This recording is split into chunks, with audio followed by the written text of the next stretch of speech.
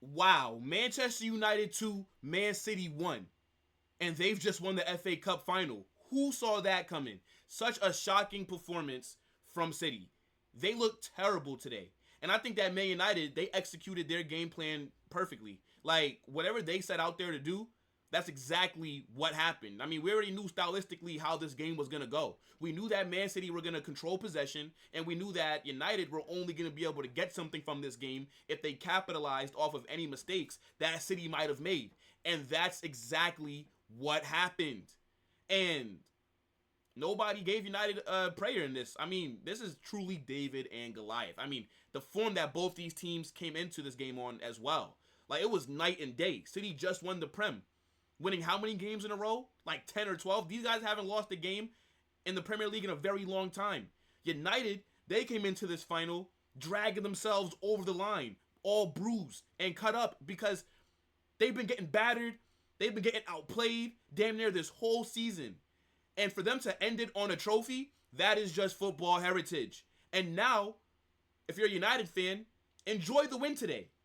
Because all the focus tomorrow will be on Ten Hag and what his future at the club will be. But before I even get into that, just to recap the game, Kobbie Mainoo, Garnacho, the 2 goal scorers. Man City looked terrible. They didn't look threatening at all. Like, until Jeremy Doku got his goal in like the 88th minute, Man City didn't really create that many chances. Kevin De Bruyne, Erling Haaland, ghosted today. I tried telling you guys about these frauds. They are very overrated. Imagine being the best midfielder in the world, the best creative player in the world. That's what they talk about when they bring up KDB, right? Those are the conversations that he's put in. They're calling him a Premier League great. If you see any combined 11s for all-time teams in the Prem or just for Europe right now, KDB is usually there. And he got hooked in like the 60th minute. Imagine that. You're trailing 2-0. You need a player like him on the field so that he can create chances for you guys to get back into it. And they took him off. Why? Because he wasn't doing a thing today. Haaland, I tried telling you, if this guy is not getting great service, if he's not scoring a 2-yard tap-in, he might as well not be there. Did he play today? Did him and Kevin De Bruyne play today? I could not tell until they got taken off. I said, whoa. I didn't even know that they started. They were non-existent. I think United defended really well. Rafael Varane, his last game for the club. Having Lisandro Martinez back in the starting 11 as well. That center back pairing did their jobs today. I think all of the United players defended really well because they all defended as a team. And I know that, we touched on Ten Hag for a second earlier, and I know that he just won the cup. 2 trophies in 2 seasons. But Ineos still have to sack him. They still have a big job to do this summer. Because this performance today cannot just mask up what you've seen for the last 8 months. Because watching Manchester United this season was terrible. Negative goal difference, coming 8th. And they somehow find their way in Europe. They're going to be playing European football next season, but they don't really deserve to because based off league positioning, they weren't good enough. And now they're going to be in Europa League. Chelsea are going to be in Conference League, and Newcastle are just out of Europe completely.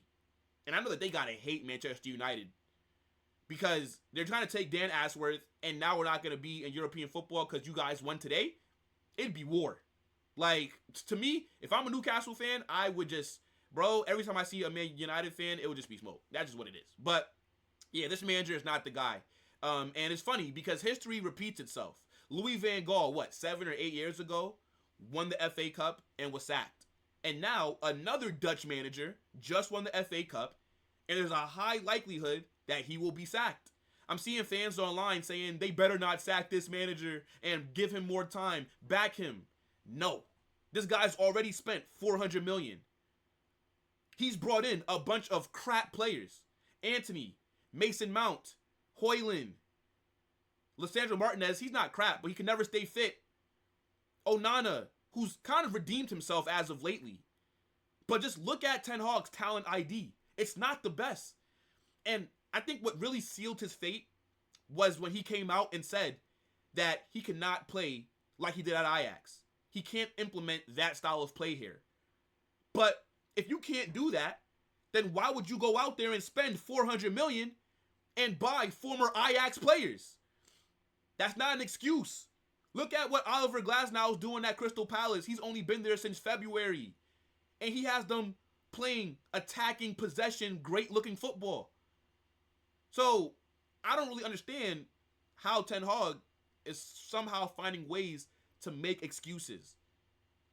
I think, look, you congratulate him for winning you the Carabao Cup, for winning you the FA Cup, and you let him go out on a high. Because if Ineos actually want people to believe that they're going to be ruthless and that they're going to actually try and make Manchester United the great club that they used to be, have them competitive in all fronts, the rebuild has to start by sacking this manager and by also binning off half of these players in the summer because most of them are not good enough.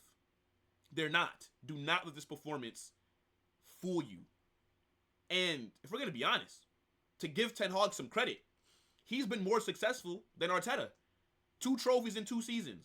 Arteta only has 1 trophy in 4.5 years, and he won that with Unai Emery's squad. So, look, the aim of the game is trophies. At least Ten Hag has been able to deliver that.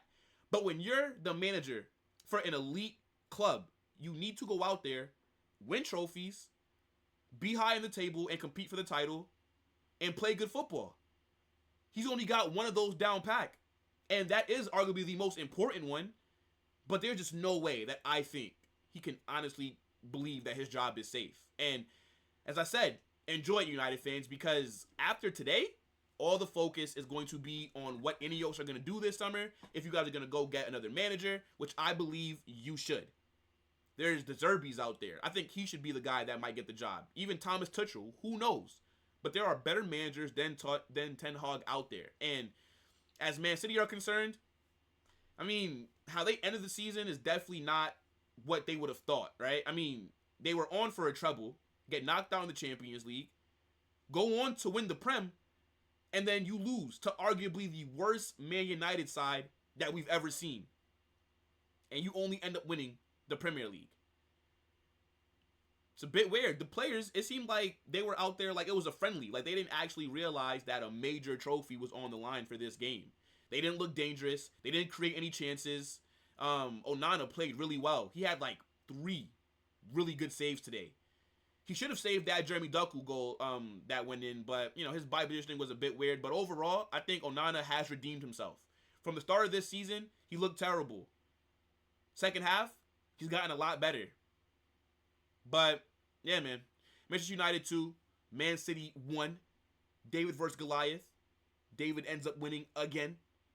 Very, very crazy game. I'm not gonna lie. I just could not believe what I was watching. And you know, maybe these City players are just tired. Like this City team is not the strongest that we've seen. I actually think it's one of the weakest since Pep has been there. And they're gonna go into the summer market and they're gonna buy players. They're gonna strengthen their squad because they barely got over the line this season.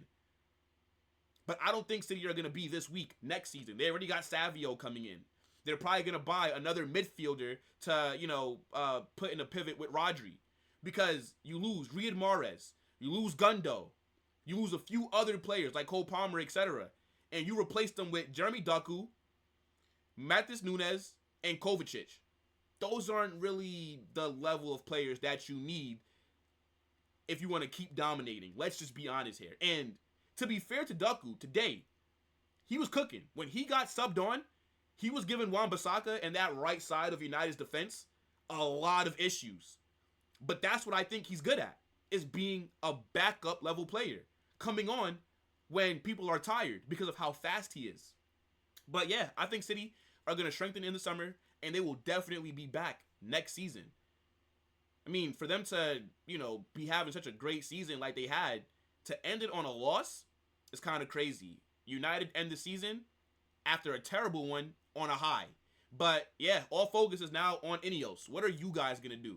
Show us that you are going to be ruthless and show us that you really do want to make Man United great again. Because if you keep this manager, and in my honest opinion, if Ten Hag is still the manager of Manchester United at the start of next season, it doesn't matter what players you bring in. You can go sign Olise. You can go bring in an Ivan Toney. It's not going to matter because the style of football that he wants to play, technical players will die.